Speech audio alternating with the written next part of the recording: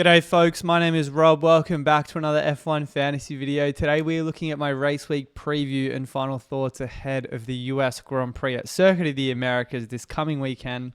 So if you're new around here, be sure to drop a like on the video and subscribe to the channel if you haven't done so already. There's quite a few things we need to cover off. It's been 4 weeks since my team selection video right after the Singapore Grand Prix, and a lot has happened in F1 and F1 Fantasy. First things first, I'm not the realist, but we'll get straight into the 3x DRS boost at Coda. And for many races now, many of an F1 fantasy manager has been building towards this particular sprint race as an optimal time to use the 3x chip. Earlier in the season, we didn't quite have the budgets to get in 2 premium drivers and 2 premium constructors without sacrificing on one of those parts of our team. But now most of us have built up enough budget to bring in two of both and then build out the rest of the team with budget or midfield drivers of sorts. And the biggest standout candidates to me are one of Lando Norris and Oscar Piastri / Charles Leclerc or Max Verstappen, depending on team budget, of course. And we'll take a look at these guys in just a second, but I do want to bring up a poll I did on Twitter during the week, which is quite telling for the number of folks who are using it this weekend.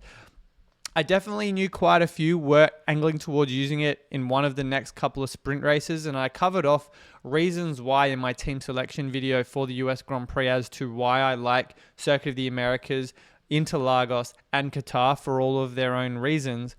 But it seems to me that Coda is going to be the pick of the bunch for several factors, none other than obviously it being a dry track, but also the fact it enables a lot of overtakes in the DRS zones there.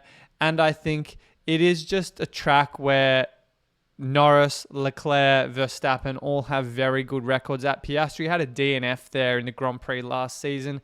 I don't think that's going to be enough if I was planning on using it on him this weekend to dissuade me from bringing him in to pair with Lando Norris. But it is a very telling sign for the F1 fantasy landscape that of the almost 200 folks that replied to my poll on Twitter, about 140 of them or so did say they are going to use it this weekend. So an interesting kind of statistical point heading into the weekend, and I would not be surprised if that number actually does increase before the deadline. I think for teams that are kind of around the 124 to 126, 127 million, or anything really up until 130 million, I think Lando Norris and one of either Oscar Piastri and Charles Leclerc are going to be the best options there. Why do I say Lando Norris? Well, I think for many of you, it's probably a foregone conclusion. He is, if you're choosing 2 of the best drivers in your team for this chip, an obvious answer. He won in Singapore. He obviously had that great drive in Baku to finish P4 and then finished behind Leclerc in Monza and then won again in the Netherlands. So he's chalked up 3 wins. He's been in the last 4 races averaging the most fantasy points with 2 wins, a second place, and a top 2 score in Baku. So I do think Lando, in the best car on the grid, is the man in form. I think there's certainly an argument to use the 3x on him, even over someone like Max Verstappen, who we'll get to in a moment. But I think Oscar Piastri and Charles Leclerc, of the teams with slightly lower budgets, do stand out to me as the best 2 options to pair with Lando. We saw Oscar Piastri have that second win for the season in Baku and has driven out of his skin pretty much all season long. The only driver in the game to have double-digit fantasy scores in every single race this season, and has only scored below 30 points 3 times in the last 8 races. So I think you're getting a really reliable source of points for a driver that has finished every single lap in every Grand Prix and sprint race weekend this season. So I do like the look of Oscar Piastri heading into this weekend. The argument in favor of Charles Leclerc, alternatively, who is priced at the same price as Oscar Piastri, is that Ferrari aren't going to implement team orders like they are at McLaren. Lando is obviously in with half a shot at winning the World Drivers' Championship. I don't think he's got enough races up his sleeve to make up that ground to Max Verstappen, particularly if Red Bull's upgrades do work, which we'll also cover off in a second. But I think Leclerc is objectively a better driver, and the gulf between him and Sainz is much more than between, say, Lando Norris and Oscar Piastri. I think as well, Leclerc's ceiling, I should say, is much higher than Piastri's. Just because I think Leclerc's likelihood of winning a race, all things being equal, is much higher than Oscar Piastri's because of the team orders and the likelihood that McLaren will favour the British McLaren driver should it come down to the wire for team orders and winning the race. So I do think Leclerc's slightly less, but it is a tough one. It's a very close one. I would say it's very close. You can make the case for both drivers. I just expect McLaren will bring a better package, a better car to Circuit of the Americas this weekend. And we saw Lando have a great drive there as well. He's had great drives in all of the sprint races so far. Or should I say, he's had good point scoring weekends in all of the sprint races up until obviously his collision with Max Verstappen in Austria. But he had, just to run it back quickly, 36 points in China. Even though he did have 25 in DNF in the sprint in Miami, he obviously won the Grand Prix there and was also looking on for the win in Austria as well. So I think those incidents aside, neither of which were ultimately his fault, I would argue, makes me think that he is odds on the best choice for this weekend. It's a 3x DRS boost. Max Verstappen, I think, comes into the conversation if you've got a team budget of 130 million or more. And I've got a couple of combinations up on the screen here for the Max Verstappen type lineups as well. All of these from f1fantasytools.com. I think if you do have a higher than average budget, I'd say most teams are kind of around that 126 to 127 million. Verstappen comes into the equation as a huge upside differential. And I think on the topic of those upgrades I alluded to just before, Red Bull are expected to bring a big package to Circuit of the Americas to correct all of these shortcomings that have obviously set them back for so many weeks recently. So I do suspect that they are going to get it right. We know they are such a high-performing team with an exceptionally high standard, and I wouldn't be surprised if Max is out of the blocks in free practice 1 and sprint qualifying to really put the pressure on Lando Norris after finishing second behind the Brit in Singapore, in a car which at that time as well looked pretty dreadful, all things considered. So for Max to get P2 out of the car at a track that's been his bogey track over the years speaks to the level of class that he brings to the table every single weekend.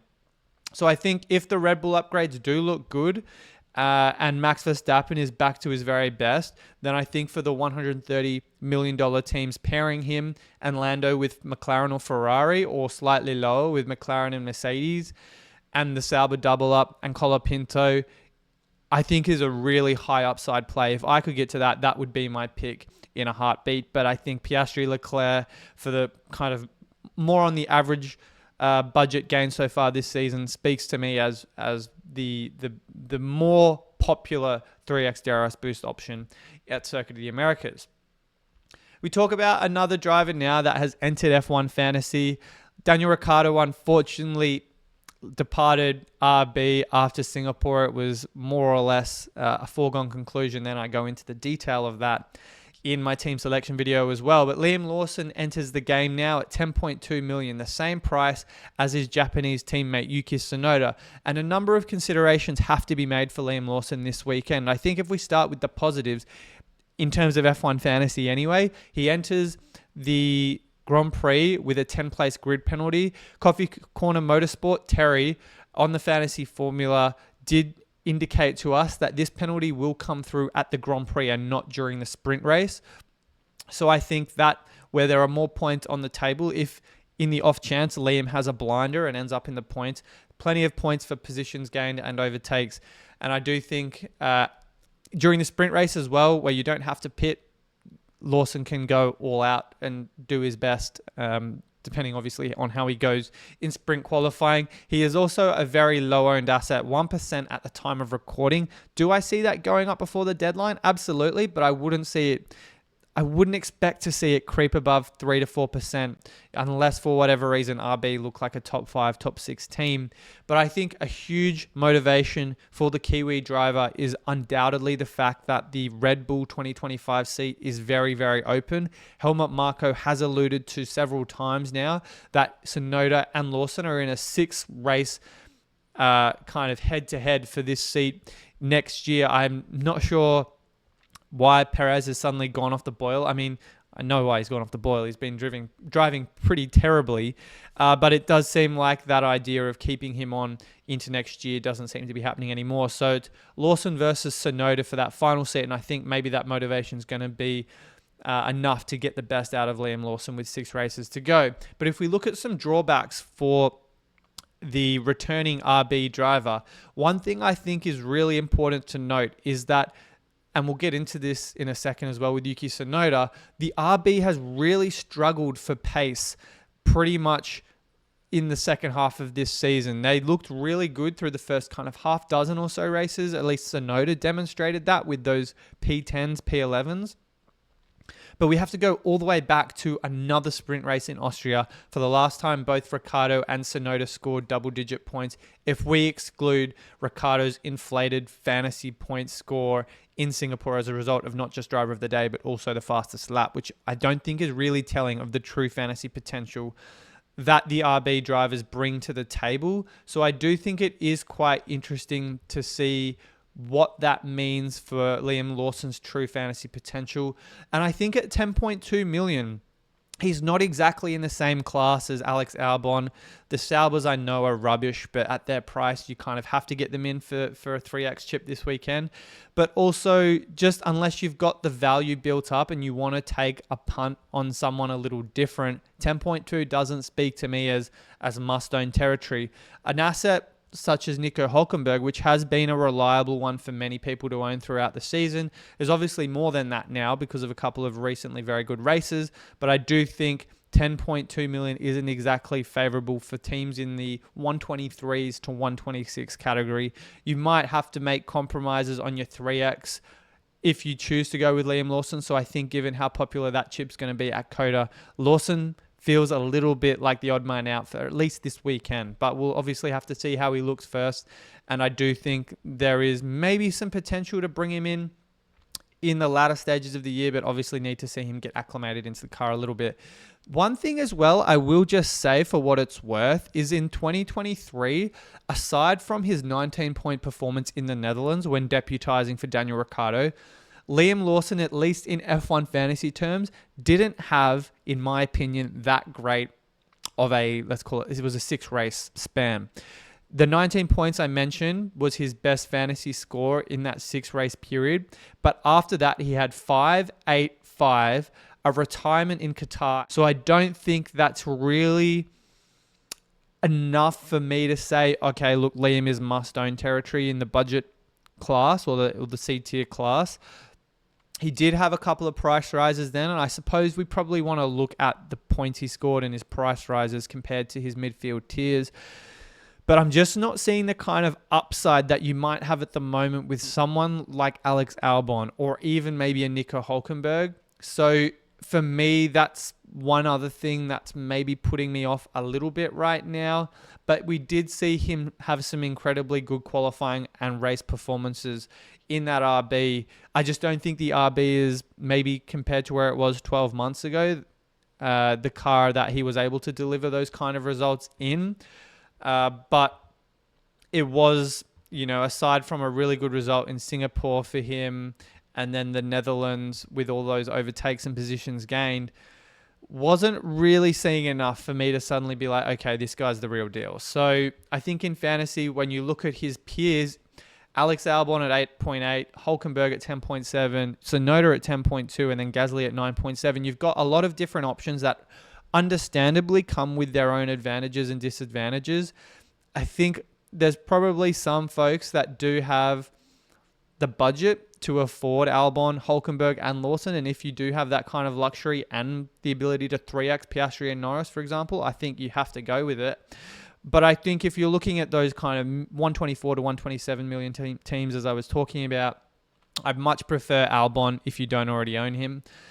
I think the Williams upgrades have looked good. His price is certainly much more competitive, but again, we've seen from Albon, he's had the most DNFs among all drivers so far this season with 4. Going a slightly above 10.2 is Hulkenberg, and I just love his qualifying performance. The race pace has been very well documented with the Haas this year, and he is an extremely reliable driver, I will say. We saw that crash that he did have in Monaco this season. That wasn't even his own fault, to be honest. So I look at someone with a lot of reliability and experience in a car that I've honestly thought could be as good as the 5th best car on the grid at some point or another throughout the season. Hulk's biggest detriment, as we know in fantasy, is that even though when he does qualify high, he can lose a few positions, but the race pace is much better. In a sprint race, there's no need to absolutely pit unless you run into damage or something like that. So I think you're going to get somewhere between 5 to 8 points, maybe even double that on a sprint race weekend for Nico Hulkenberg. So I like that reliability. As for Lawson's teammate, Yuki Tsunoda, a driver that has familiarity with the car, but as I've spoken about, the race pace for RB looks, at its very worst, about 8th or 9th. And then Gasly, I know, is about $500,000 less, but Alpine just seem like they're in the middle of no man's land right now. So he's probably my least favorite option on the table, but I obviously wanted to include him just because it is an alternative to that 10.2 Lawson comes with at the moment. So moving into the power rankings, there has been a little bit of change. There are a few drivers that have come in and out of this, of where they were last race. I do think Leclerc and Piastri are pretty even though I've got that green arrow next to Charles Leclerc. It also does seem a little counterintuitive, but I'm going off kind of the momentum and the upside that Leclerc has, but I think Piastri is certainly much more reliable. Verstappen, a red arrow. I say that, I guess, to the point that his price is not anywhere close to his value for money as the 3 drivers above him. But again, if you're using the 3X chip and those Red Bull upgrades do look very good, then I think Max is absolutely worth taking a punt on with Lando Norris this weekend. The B tier, if you've got slightly less team value like mine, that 123 to 124 million, you've been done dirty by DNFs or bad decisions, then I do like Sainz as the pick of the bunch. Mercedes don't really feel like, to me, they are a team at this point in the season worth gambling on, because at Hamilton's price, you could more or less get to Piastri or Leclerc anyway. And then Russell, Perez, Alonso, and Stroll just not really delivering the same kind of fantasy production you'd be expecting given our budget at this time of the season, unless, of course, you can get to 3 premium drivers, which I think very select few in the F1 fantasy community with that 132 to 135 million can afford. In the C tier, spoken about it a little bit already, but Albon and Colapinto, I think the Williams upgrades in the last few races have really worked well. And then you're kind of going down the list about the drivers we've already talked about. Ocon, Magnussen, their price just isn't really budget friendly, given we are looking at weekends at the moment where chips will be flying thick and fast, and these drivers just stand out to me as the odd men out when we need to find cash in our team to redeploy into our premium drivers for the 3X chip. So for that reason, Magnussen stock slides, and then Bottas and Zhou, they're simply making up the numbers at this point. I can't really say they are a great option to own, but given they are the 2 cheapest assets in the game aside from Franco Colapinto and not really providing any semblance of consistency. 1 week Zhou goes up, 1 week he goes down 0.2 million. You just have no idea with that driver. So they're there for the fact that they are budget friendly, but that's all they're going to be at this point. In terms of deadline decisions that need to be made, the DRS boost for non-chip teams, I think you have to give it to Norris, unless we again see something in free practice that suggests he's just not on the money. But I think he is the standout best driver to own for the foreseeable. Piastri and Leclerc, already discussed them. I think they're great differential 2X drivers, but I think the way Norris is driving, the fact that he's in the hunt for the Drivers' Championship, as unlikely in my opinion as that might be, suggests to me that Norris, I think, definitely has precedence over the other 2 guys on screen. And coming into chip strategy, we've obviously talked about the 3X chip. If you've got the Limitless and you've got the 3X chip, you're weighing up which weekends to use it. I still think the 3X chip at Coda has the least amount of variation between now and the end of the season, between now and Qatar, the last sprint race. I personally think unless McLaren, for example, look grossly off the pace or not where we expect them to be in free practice and sprint qualifying, because this weekend, for sprint race weekends, we get to see sprint qualifying as a non-point scoring weekend. The deadline is when the sprint race starts. If there is something unforeseen, we don't expect McLaren to be on the ball like they are at the moment, then maybe using the Limitless chip to cover off the best 5 drivers and 2 constructors, because Lando could be, hypothetically speaking, of course, around P4 to P5 if McLaren are not on the money, which I don't expect to happen, but let's just say for hypothetical. And you can still cover off McLaren in the Limitless without having to put all your eggs in one basket. On Limitless, you could also use Max Verstappen if those Red Bull upgrades look good, and then covering off the 2 best constructors, whoever that might be, Red Bull, McLaren, Ferrari, whatever it is. But I do think there is certainly a case to be made for both of these chips. I do think 3X at the time of recording, before we've seen free practice and sprint quali, 3X at Coda, and then Limitless at Qatar are probably my picks. I say Qatar because Interlagos does have a history of wet weather, does have a history of DNFs. It's just a very tricky track. And I do think it can have a bit of fantasy upside. Mercedes, up until last season, have a very good record there. But I think the drier nature of Qatar probably makes me think Limitless could be a little bit better there. But anyway, they're the 2 chips I think have the most stock for this weekend in F1 Fantasy. If we go back, or go over, I should say, to my team selection for the final time before the deadline. I mean, I will cover this off in the deadline stream over on the Fantasy Formula. And if I do have enough time after sprint qualifying on Friday, I might even squeeze in a deadline stream. But this is what my team is looking like for Circuit of the Americas. It is in the absolute mud at this point because I cannot get to Oscar Piastri. I've been burnt by a few too many DNFs this season. Even if I was to go down to Zhou, or tried to, I'd be 1 million or so short of getting him in. And as I've talked about in my team selection, the only real possibility of this happening would be having Mercedes in the slot and getting in Zhou here, which isn't going to work, unfortunately, for my team. So that's how, I guess, the cookie crumbles, or I could get Albon in either way.